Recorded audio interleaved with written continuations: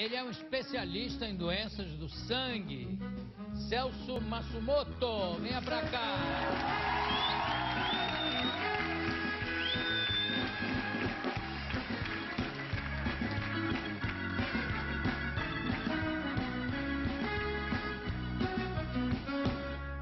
Ô Celso, você viu que nós estávamos num papo com a Elba aqui absolutamente místico, vamos dizer assim.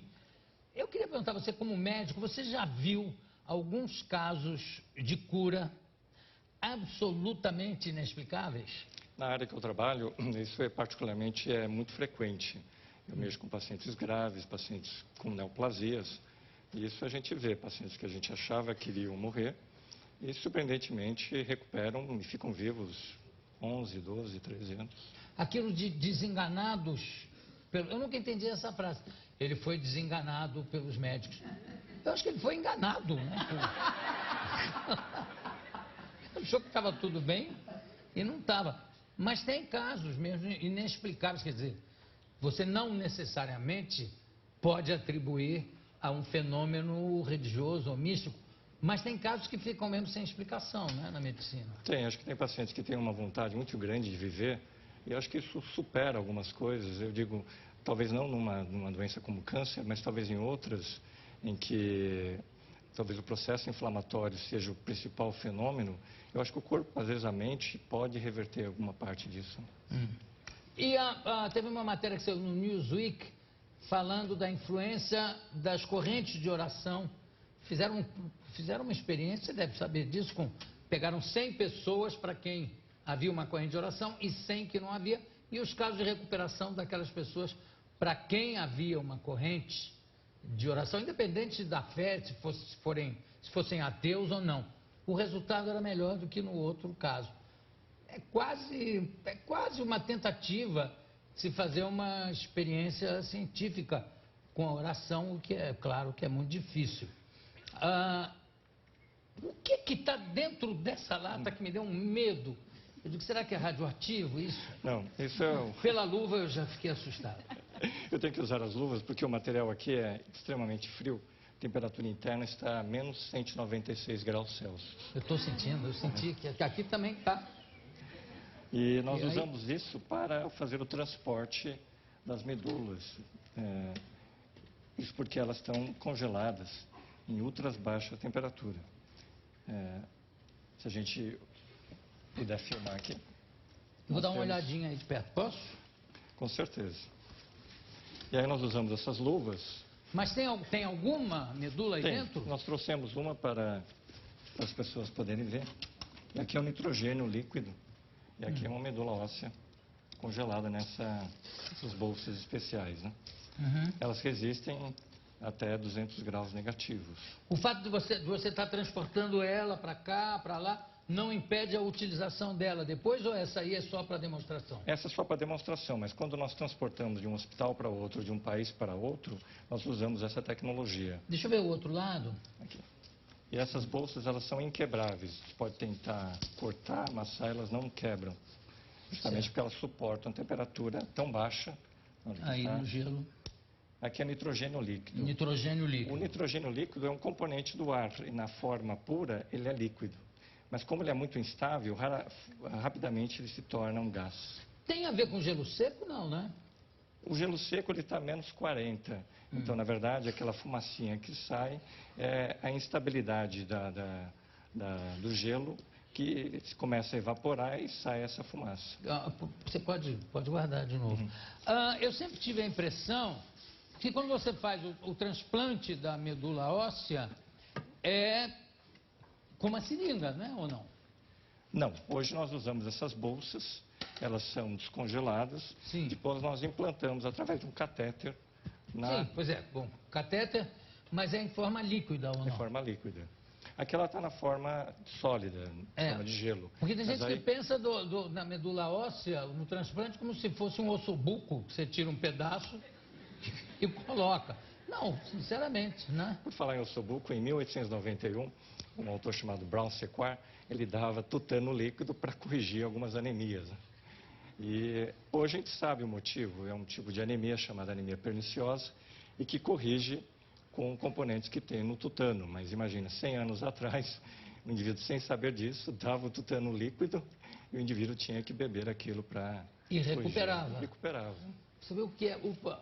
Você acha que hoje em dia, com os avanços da tecnologia, da internet, do acesso à informação rápida e às vezes não profunda, isso vai amortecendo um pouco esse nível de criatividade, de intuição, sabe, de resolver as coisas. Por exemplo, antigamente você tinha que fazer o diagnóstico apalpando a pessoa, olhando. Hoje em dia, a primeira coisa você manda fazer exames. Você acha que isso acaba amortecendo um pouco a criatividade que se desenvolvia, como você acabou de falar, na medicina? Acho que naquela época a gente tinha menos recursos tecnológicos, mas hoje em dia é o contrário. Nós temos tantas ferramentas que uma cura, às vezes, de uma doença, ela é feita talvez em décadas, e no passado se fazia num século, né? Não, mas, Então, talvez... isso tudo bem, não é isso. O que eu pergunto é o seguinte, isso não amortece esse outro lado do ser humano, que é o lado da intuição? Acho que não, a criatividade entre os cientistas é muito grande. Muitas vezes é uma sacada, é uma olhada. Aqui dentro, por exemplo, tem um líquido, um componente chamado dimetilsulfóxido. E ele era um subproduto do papel. E todo mundo desprezava. Até que um dia um autor falou, olha, acho que se eu pegar essa substância e colocar em ultra baixas temperaturas, talvez eu consiga preservar o esperma de touro. Isso foi em 1964. O indivíduo do nada criou a técnica de congelamento. E foi do nada também, foi de uma Isso intuição. foi quando? Em que ano? 64. Mas 64, eu não estou rebatendo você por rebater, mas 64 ainda a divulgação e a informação não era tão fácil quanto é hoje, né? Ou não?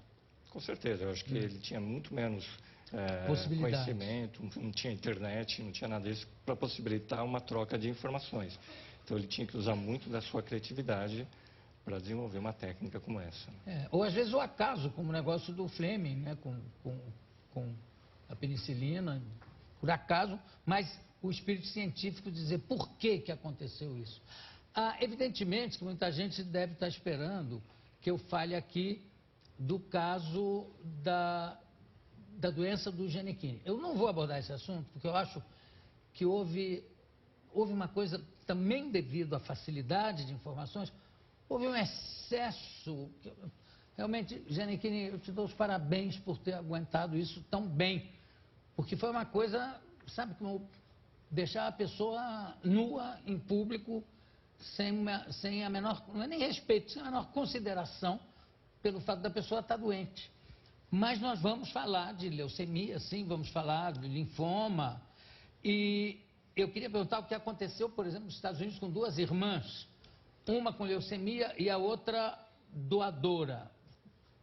Exato. Como é que é a história desse caso? Eu estava trabalhando nos Estados Unidos, num grande centro de transplantes, e normalmente, quando uma doadora vai doar para a irmã, a gente conversa, deixa tudo organizado, ele assina um termo de consentimento. Um dia antes, a gente liga para a doadora e fala, olha, amanhã vai ser a sua doação. Nesse caso, a irmã, a gente não conseguia contato com a irmã. Nessa época, a gente não tinha ainda celular, era telefone comum. E o telefone que ela tinha dado do hotel, ninguém atendia. No dia seguinte, era o dia do transplante, ela tinha que doar a medula e ela simplesmente desapareceu. Isso foi de 8 horas da manhã, meio-dia, 8 horas da noite, todos estávamos desesperados, porque se a irmã não doasse, a outra irmã morreria por falta de uma medula. E aí nós tivemos uma ideia de ir num programa de televisão americano, local, e falamos, olha, por favor, volte, venha doar a medula, etc. E foi um programa das 8 da noite, de grande repercussão, e felizmente a irmã no dia seguinte veio e doou a medula. Ainda foi assim, em tempo? Ainda em tempo, e essa pessoa sobreviveu e ficou curada. Mas nós realmente ficamos muito preocupados porque ela tinha desaparecido. Aí perguntamos por que ela desapareceu. Ela falou que tinha ficado com medo, que achou que ia morrer, etc. Então isso é um temor ainda claro. que nós vemos nos doadores. Bom, eu tenho amigos que fizeram transplante de medula óssea, que tinham linfoma e ficaram curados, quer dizer, depois de 5, 6, 7 anos. Quantos anos depois a pessoa pode ser considerada curada daquele evento? Tradicionalmente a gente diz 5 anos. Mas assim, nós já temos hoje pacientes que eu transplantei há mais de 18 anos, na literatura já tem mais de 30 anos. Né? Então, Depois de 5 anos é considerado curado. Agora, há uma confusão porque se fala de leucemia é câncer do sangue. Não é exatamente isso, né? Isso é uma coisa que ficou generalizada erradamente. A leucemia, na verdade, começa dentro do tutano, que nós chamamos de medula óssea, que é a fábrica do sangue. Então, essas células crescem dentro do tutano e depois vão para o sangue. Por isso, essa confusão. Porque, na verdade, a maneira como nós fazemos o diagnóstico é pelo sangue, né? Através de uma amostra. Você está lançando aqui células-tronco. Como coletar, processar e criopreservar. Celso Matsumoto, Sally Mitsukami Matsumoto, é minha esposa. É sua esposa. Carlos Alexandre Ayoub. Que inclusive está na plateia aqui. Cadê o Ayoub? Eu sabia que era você. Mas, quer dizer, a Sally participou do livro, da pesquisa com você. Você não podia nem dar uma desculpa, meu amor, hoje eu vou passar a noite trabalhando, porque ela estava também. É que ela tem a formatura da minha filha e alguém tinha aqui na formatura. Então ela acabou indo. Por isso que não pode vir. Como é que está a situação do negócio das células-tronco em relação à igreja, por exemplo? Também vou aproveitar e jogar essa pergunta para a Elba. Como é que fica isso em relação à posição da igreja? Acho que a igreja ainda tem... se percebe que quando se diz que um ser humano é gerado após a concepção, nem sempre isso talvez seja realidade, porque o encontro de um óvulo com um espermatozoide, se ele não se desenvolver, não formar um blastocisto e depois um embrião, ele não vai gerar um ser humano. Então, e as células-tronco que se utiliza é nessa fase bem embrionária. Então, o conceito é muito dúbio, porque na hora que se remove essas células, se para o crescimento dessas células, ela não vai virar um embrião, então não vai virar um ser humano. Então, essa confusão talvez que exista entre ciência e igreja, em que a igreja acha que o ser humano é criado ao momento da concepção e talvez os cientistas achem que não, que seja numa fase mais em que as células se diferenciam e virem um embrião. Como é que... Elba, o que você... Desculpa, Perdão? cientista, com todo respeito a ele. Você ia me perguntar, desculpa, Ju, era sobre...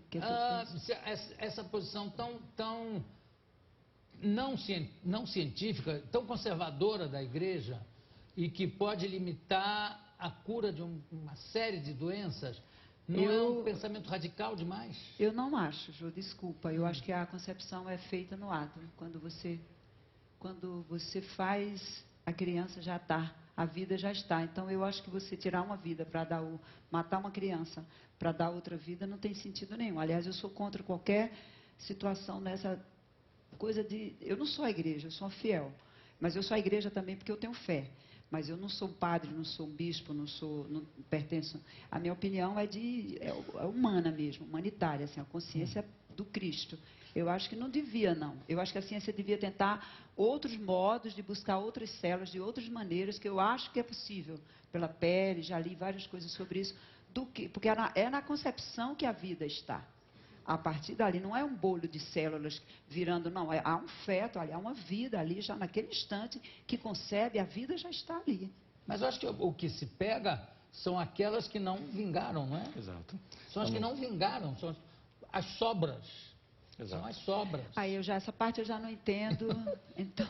Não, pelo que eu sei, você não usa... São células que vão ser descartadas. Você usa as células que seriam descartadas, não seriam utilizadas. Exato. Né? Pelo menos talvez eu esteja falando uma bobagem, mas eu acho que é isso sim, que só se usa o que não vingou. Né? Quando é que você começou a se interessar pelo assunto das células-tronco? Foi quando eu fui fazer minha residência especializada, que a gente chama de fellowship, em Seattle, estado de Washington. E lá eu conheci vários pesquisadores que hoje são pessoas muito famosas na literatura e que nos encaminhou para essa área que nessa época, em 1990, estava ainda iniciando no mundo inteiro, né? Então nós pegamos um momento de crescimento das células-tronco, né? Vou fazer uma pergunta de ficção científica. Se a célula congelada, ao descongelar, volta a ter as mesmas propriedades, não dá para congelar a pessoa toda? Então, isso existe em alguns centros. Existe no Arizona, um centro, e outro em Michigan. E se congela o ser humano completo. E o processo é um pouquinho diferente desse de nitrogênio líquido. Se usa um processo chamado vitrificação, em que o indivíduo dado como morto se injeta anticoagulante e se coloca uma substância coloide que vai provocar a vitrificação dos tecidos. Feito isso, aí sim é colocado numa câmara que contém nitrogênio líquido e a pessoa é colocada de cabeça para baixo, porque se acredita que se acabar o nitrogênio, a parte de baixo ainda vai estar com... A cabeça ainda vai funcionar. Vai funcionar. Mas isso é mais aquele negócio da criogenia, é isso? A criogenia. Não, mas fora disso não há nenhuma experiência científica nessa área, né? Não existe. Morreu antes ele do que eu. Eu conversei aqui com o Dr. Celso Matsumoto. Celso, parabéns, muito obrigado pela sua entrevista, obrigado pelo livro, que é publicado pelo Hospital Alemão Oswaldo Cruz, Instituto de Educação e Ciências e a editora Ateneu. Muito obrigado, daqui a pouco a gente volta.